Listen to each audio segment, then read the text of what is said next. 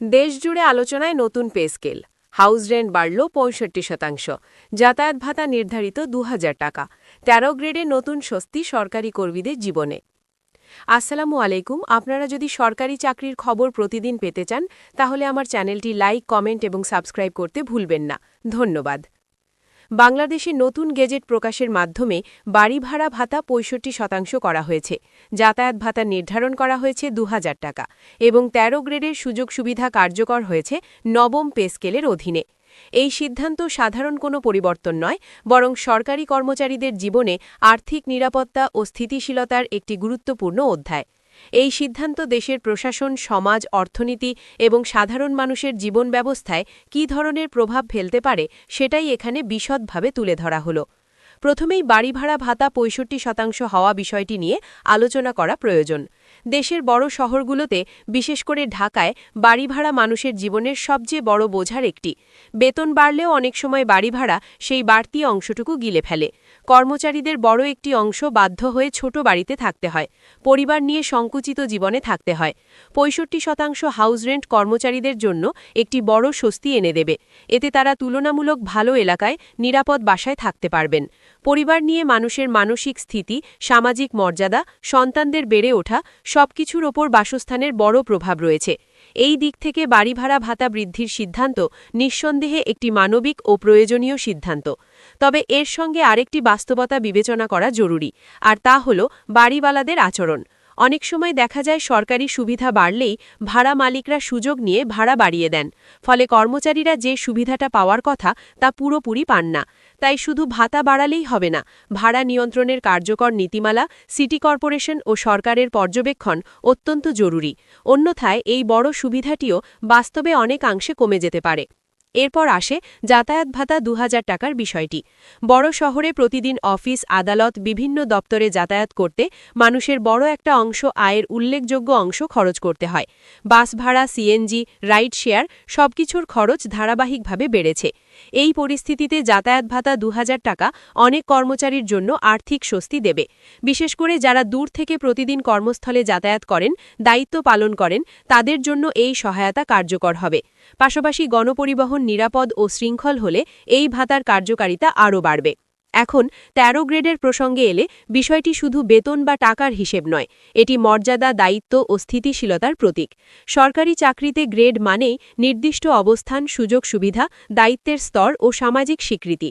১৩ grade কার্যকর হওয়ায় কর্মচারীরা শুধু অর্থনৈতিক সুবিধাই পাবেন না, বরং তাদের কাজের মূল্যায়ন, সম্মান এবং ভবিষ্যৎ পরিকল্পনায় নতুন নিরাপত্তা যুক্ত হবে। পরিবার, সন্তানের শিক্ষা, চিকিৎসা, বাসস্থান সবকিছুতেই তারা আরও নিশ্চিত হতে পারবেন।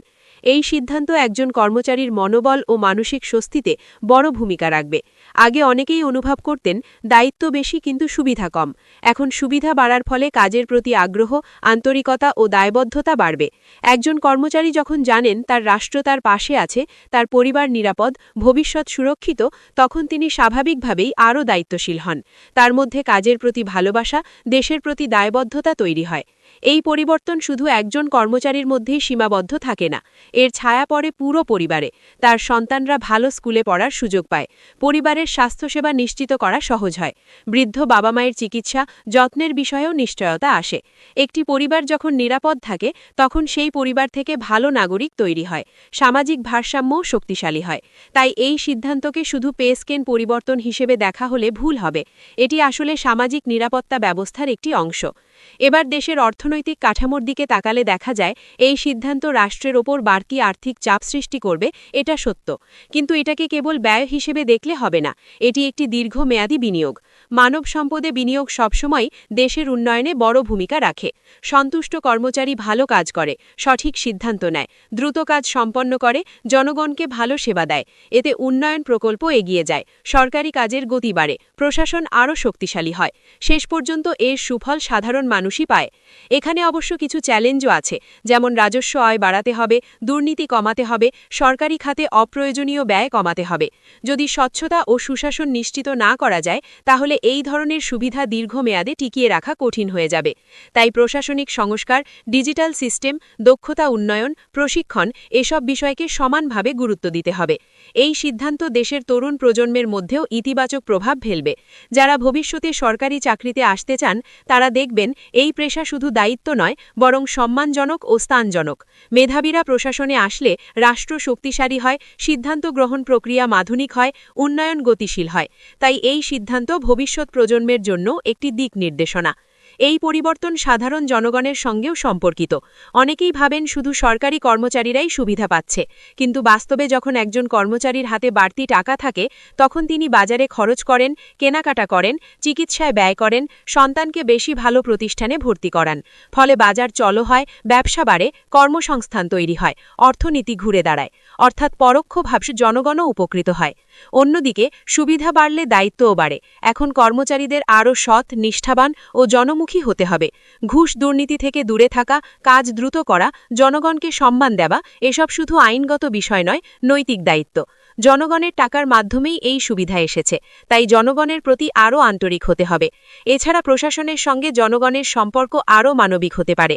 একজন আর্থিক নিরাপদ কর্মকর্তা সিদ্ধান্ত নেওয়ার সময় স্থির থাকেন, বিচারবোধ পরিষ্কার থাকে, জনগণের সমস্যার প্রতি সংবেদনশীল হন। ফলে সরকারি সেবা শুধু নিয়ম নয়, মানবিক দায়িত্ব হিসেবেও পালিত হয়।